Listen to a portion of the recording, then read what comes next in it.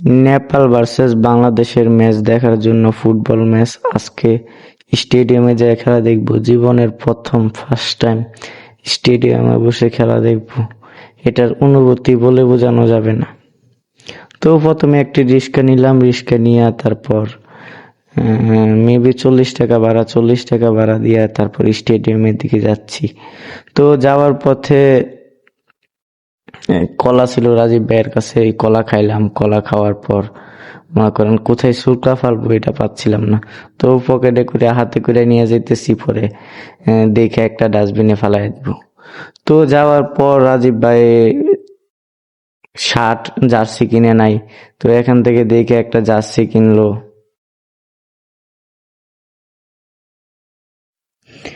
দেখে লোন বাচ্চা লোন 250 টাকা দিয়ে একটা জার্সি কিনে তারপরে মনে করেন সিরিয়ালে দাঁড়াতে হইলো। 2 ঘন্টা সিরিয়াল, আল্লাহ বাঁচাক, কপাল ভালো একজনের ফাঁক দিয়ে ঢুকিয়া তারপরে মনে করেন একটু 1 ঘন্টা লাগছে আর কি। তারপর স্টেডিয়ামের কাছে যায় আবার আরেক সিরিয়াল আর সিরিয়াল চেকিং করতে করতে শেষ। তারপর মনে করেন স্টেডিয়ামের ভিতরে এন্ট্রি নেওয়ার সময় ফিলিংসটা অন্যরকম ছিল। তো দেখেন।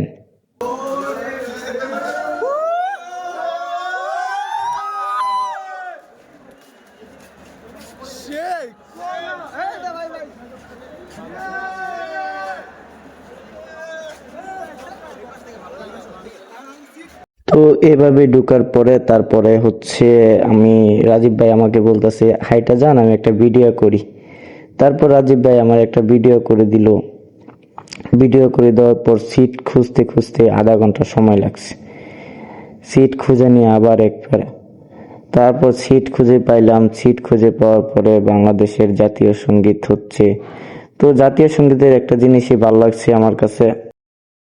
তো জাতীয় সঙ্গীতের যে জিনিসটা ভালো লাগছে যে একটা বিষয় যে সকলে যে জাতীয় সঙ্গীতের সময় দাঁড়িয়ে গেছে, সকলে কেউ বাকি ছিল না, সকলে দাঁড়িয়ে সুন্দর করে জাতীয় সঙ্গীত পাঠ করলো। আসলে এটাই দেশপ্রেম, একেই বলে দেশপ্রেম। তো জাতীয় সঙ্গীত শেষ হওয়ার পর খেলা শুরু হবে। সো শুরু হওয়ার আগে তারপরে একটু পানি ছিটান দিচ্ছে আর কি মাঠের মধ্যে, একটু পানি ছিটান দিয়ে নিছে।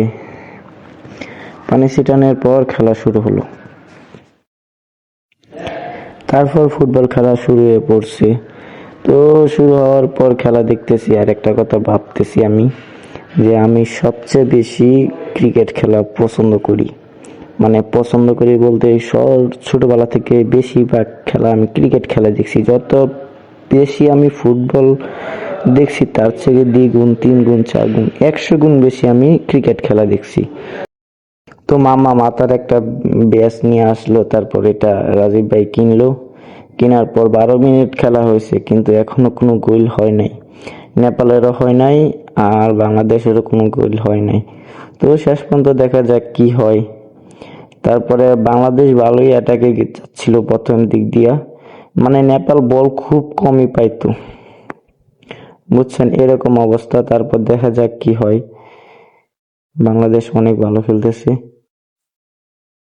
খেলতেছে বলার পর পরই বাংলাদেশ একটি গোল খেয়ে ফেললো।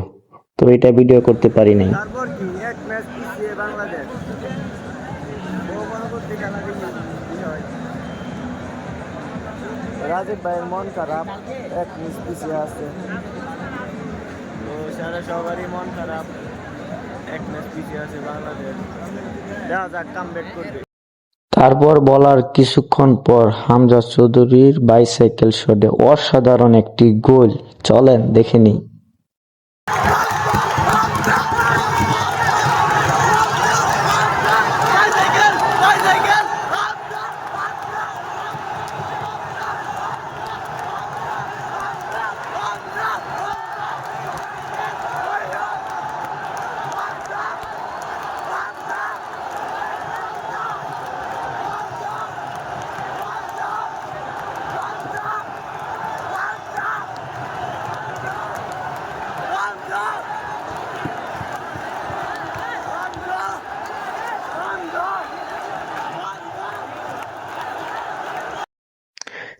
ঠিক কিছুক্ষণ পরেই আবার একটা পেনাল্টি পেল বাংলাদেশ।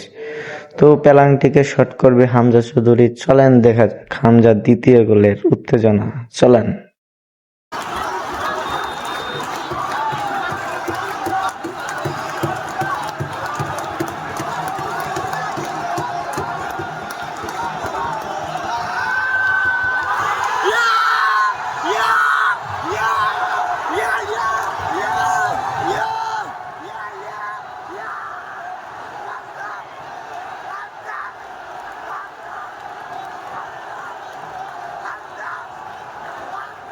ব্যাক টু ব্যাক বাংলাদেশের গোল। আমি কইছিলাম ভাই ব্যাক করবে। পাঞ্জাব পাঞ্জাব পাঞ্জাব পাঞ্জাব পাঞ্জাব পাঞ্জাব পাঞ্জাব পাঞ্জাব। হামজা ইনজুরি হয়ে বসার পর নেপাল লাস্ট 5 মিনিটে এক গোল দিয়ে দিচ্ছে। বাংলাদেশ এটা হচ্ছে বাংলাদেশের কঠিন সময় লাস্ট 5 মিনিট।